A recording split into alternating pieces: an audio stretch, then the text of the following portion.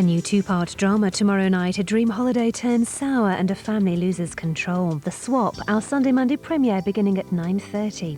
Back to Saturday now. Ken Dodd entertains stars of stage and screen in 20 minutes. Now, time for the news. Princess Margaret's body home at Kensington Palace. Prince Charles remembers his darling aunt. And looking back at a colourful life lived to the full.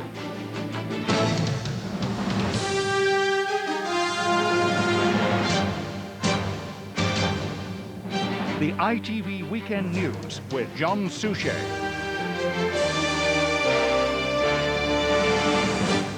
Good evening. The royal family is tonight mourning the death of Princess Margaret at the age of 71.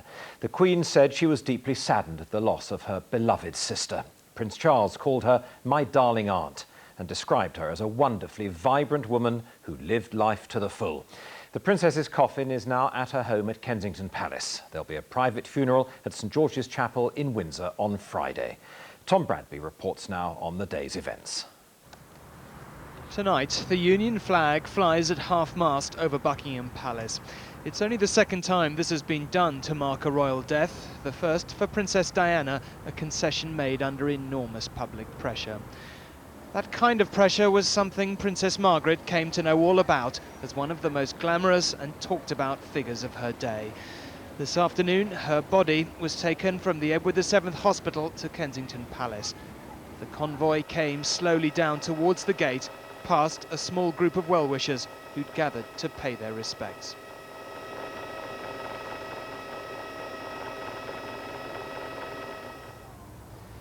The announcement was posted outside Buckingham Palace early this morning. In it, the Queen said that her beloved sister had died peacefully in her sleep. Viscount Linley and his sister have already begun arranging their mother's funeral on Friday. This afternoon, Prince Charles came down to Sandringham to be with his grandmother, who is still herself unwell. He paid tribute to his aunt. My darling aunt had such a dreadful time in the last few years with her awful illness, and it was hard for, let alone her to bear it, but for all of us as well. And particularly she had such a wonderfully free spirit, and she loved life and lived it to the full. Prince Charles said his aunt was a wonderful person. And I think one of the fondest memories I shall have of her was always of sitting at the piano, playing away with a large, very elegant cigarette holder in her mouth. And as I say, we shall all miss her dreadfully. The young Princess Margaret was beautiful and vivacious and pursued with obsessive interest by the press, especially when she fell in love with and was then forced to reject a divorcee called Peter Townsend. But these were the last pictures of her in public, filmed in December. Some of those who saw her over Christmas painted an even more poignant picture of a lonely woman, increasingly withdrawn from a life she no longer appeared to enjoy. There was a loneliness about her, of course, in her latter years, but she did have the support of the royal family at all times, who cared for her. And at a time like this, we can thank God for her life, all that she accomplished in it, and the support she received from so many people, particularly the royal family. The Prime Minister, on a diplomatic mission in Africa, offered his condolences. Before she was ill, in the last few years, she gave a great deal of service to the country, and our thoughts are obviously with the Queen Mother, and with all the royal family at this difficult time. It's not clear, of course, whether Princess Margaret would have found lasting happiness with Peter Townsend, but you could argue that in that doomed love affair, she was the victim of a less tolerant age. The question, though, of whether the royals should pursue personal happiness in all circumstances remains a difficult one, as Prince Charles and Camilla Parker Bowles are all too well aware. Tom Bradby, ITV News at Kensington Palace. The Princess's close friends have spoken of her sense of fun and praised her contribution to public life. Even those who didn't know her remember a right royal party girl. Helen Wright reports on reaction to the Princess's death. There was sadness and shock among visitors to Buckingham Palace at the news of the death of a princess regarded in her youth as something of a royal rebel. She drank, she smoked, she partied. She went against what the traditional image of the royals is. To us in the early 60s, I mean, she was the posh spice of her day. She was the leader of the jet set. Princess Margaret counted film stars among her friends and was a devoted supporter of the Royal Ballet and the opera. Actress Nanette Newman remembers her as a lively, loyal friend. We would have a party, a Christmas party at Kensington Palace, and this is how I'd like to remember her, as being great fun, enjoying the party, singing a lot of carols. We used to sing a lot and lark around and dance a bit and open lots of presents. In recent years, this was the abiding image of Princess Margaret, a frail woman in poor health. But royal watchers have very different recollections. Terry Fincher, a royal photographer in the 50s, remembers the Queen's sister as a style icon. She was a very glamorous royal, and Princess Margaret in the 50s was a very attractive, fashionable lady. And she'd always make the front page of newspapers. A minute's silence at today's major sporting events also marked the passing of a princess with a strong sense of royal duty. Devoted to the Queen, Margaret was never overshadowed by her. She was, say friends, always a personality, a character and a princess in her own right. Helen Wright, ITV News. Princess Margaret was 25 years of age when, as we've heard, her life changed forever. She was forced to renounce the man she wanted to marry because he was divorced. Then she married a society photographer, and that ended in divorce. James Mates looks back at a colourful and unconventional royal life. She was born the daughter of a Duke and Duchess, destined for a role on the fringes of royal life. Within 6 years, fate had a very different life in store for Princess Margaret Rose. Her uncle Edward VIII abdicated, her father was the king, and she was soon to be the sister of a queen. The sisters were close but very different. From the first, Princess Elizabeth was the serious one. She was known for her mischievous sense of fun. It was a childhood overshadowed by war and evacuation to Windsor, a period she was to reminisce about with some sadness. One grew up pretty quickly, you know. A lot of people got killed that one knew, and the bombing wasn't at all nice. And as I say, everything was so fraught, you know. Everything was loud and black and gloomy. As Britain emerged from the war, she was blossoming as a young woman, ready for a life of royal duty. It is always a great joy to me to come to Scotland, the land of my birth. But the burdens of that royal duty were to lead to her greatest sadness. She fell in love with the dashing RAF officer Peter Townsend, but he was a divorcee. In 50s Britain, this was unacceptable. Forced to choose between her royal status and the man she loved, she chose what she considered to be her duty. She married instead the society photographer Anthony Armstrong Jones, soon to be Lord Snowdon. After 2 children and a few brief years of happiness, it was a cruel irony that a woman forbidden to marry a divorcee was to become the first royal in 400 years to herself divorce. She then moved on to the most controversial of all her relationships, a 6-year affair with Roddy Llewellyn, a landscape gardener with aspirations to pop stardom, 17 years her junior. She split with Llewellyn to the immense relief of her family and settled instead for a life of royal engagements and unstinting support for her sister. The achievements of her children brought the greatest joy, Viscount Linley building a formidable reputation as a furniture designer, Lady Sarah marrying a fellow artist, with the approval of both parents, who remained very good friends. In the end, a life lived to the full took its toll, a 60-a-day habit and enjoyment of a drink doing their predictable damage. It was a life of considerable devotion to her sister and her family, a life perhaps marred by never finding a lasting love. James Mates, ITV News. And now to Bill Neely at Buckingham Palace. Bill, what new developments are there tonight? Well, we know now that the funeral will be next Friday afternoon at 3 o'clock at St James's Chapel at Windsor, a chapel with a royal tradition stretching back 500 years, the birthplace, the burial place indeed of Princess Margaret's father, George VI, who died, of course, 50 years ago, almost to the day.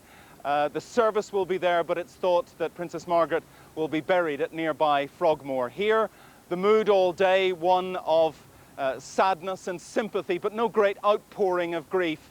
A few bouquets of flowers have been laid here at Buckingham Palace, but rather poignant, really. This is not a death unmarked, but it is in the starkest possible contrast to the scenes after the death of Diana, Princess of Wales. And Bill, the royal family in mourning but carrying on with their engagements? Carrying on with their engagements, and Buckingham Palace, perhaps in a sign of the times, are asking people to send their condolences by email to the royal website, and stressing that this will not be a state funeral, but a private funeral. Bill, thank you very much. And just a reminder that the latest on the death of Princess Margaret, a private funeral at the end of next week. Princess Margaret, the daughter of a king whose sister became queen and who died peacefully in her sleep early this morning. From the Weekend News team for now, bye-bye.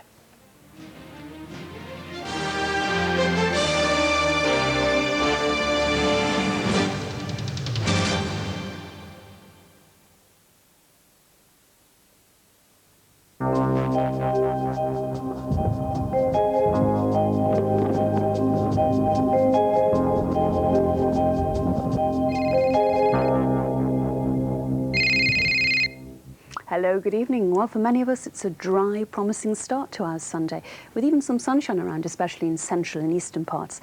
Afraid it's only half the story, though. During the course of the day, we've wet and windy weather pushing right across the country. The two exceptions being the very far north, with just a sprinkling of showers, and the far south, remaining dry here until later on.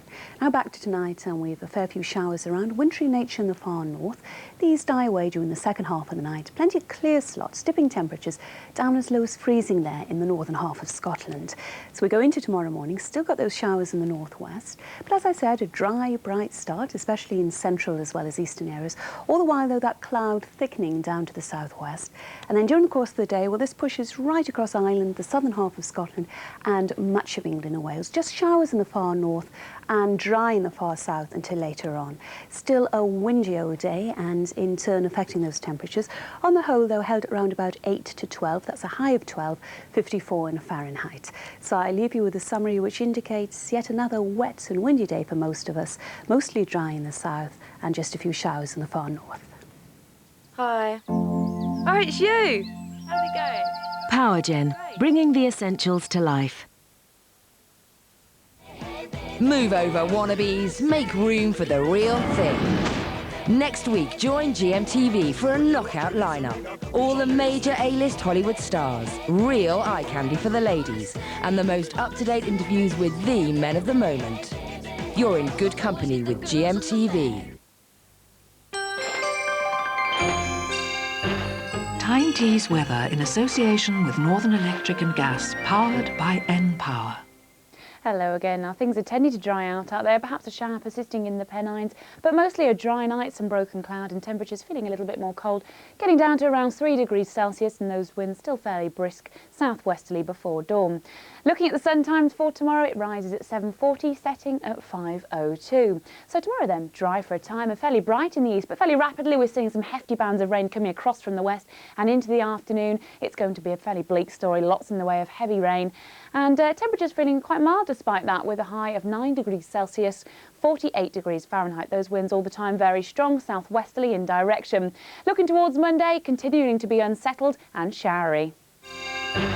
Tyne Tees weather in association with Northern Electric and Gas, powered by N-Power. The flames just blew out the sitting room. A tragic fire. I couldn't believe it on my bed. A tormented child. We just totally misread the telltale sign. Coping with the pain. The guilt, it's something we feel. Living with guilt. Monday, 10:50 on Tyne Tees.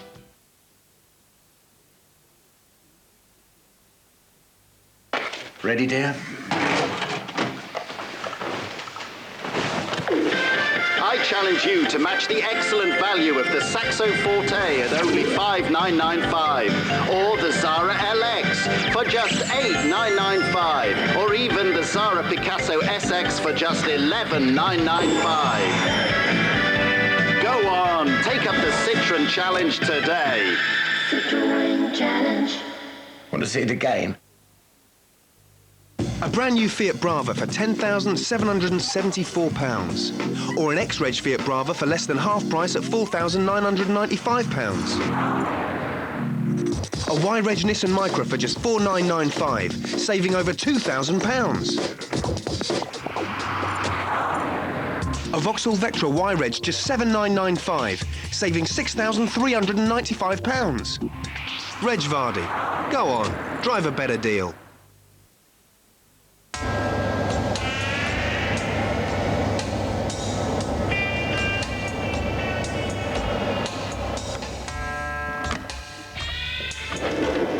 Time for some retail therapy.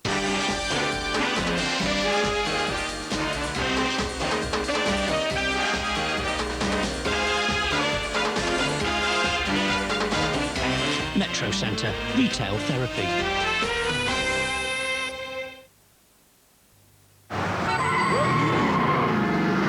With all their insurance claims, bad drivers are bumping up your premiums. At eSure, we get them off your back. By only taking good drivers, we keep premiums low. So with us, you could save up to 30%. Just call 0845 045 4000 or visit esure.com.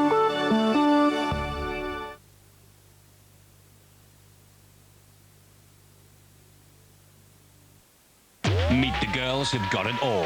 Fame, glamour, and a lifestyle they'll do anything to keep. From the makers of Bad Girls, Footballers' Wives, Tuesday at 9.